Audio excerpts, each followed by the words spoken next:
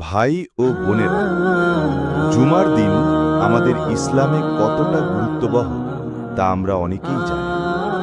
কিন্তু আজ আমি এমন একটি বাস্তব ঘটনা বলবো যা এই দিনের ফজিলতকে আরও হৃদয় ছুঁয়ে দিবে ইনশাআল্লাহ।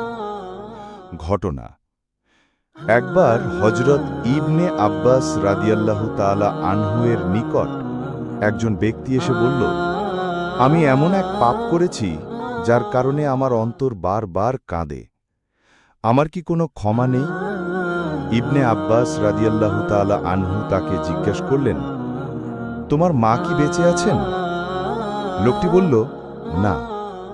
তিনি বললেন, তবে জুমার দিন নিয়মিত ইবাদত করো, আল্লাহর কাছে ক্ষমা চাও, কারণ জুমার দিন এমন একটি দিন যেদিন আল্লাহ তাআলা অসংখ্য বান্দাকে ক্ষমা করে দেন।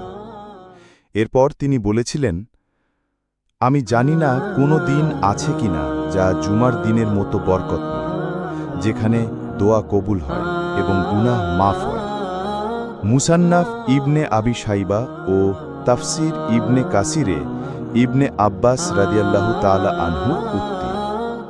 শিক্ষণীয় বিষয়: জুমার দিন শুধু একটি নামাজের দিন না, বরং এটি গুনাহ মাফের, দোয়া কবুলের, রহমতের দরজা খোলার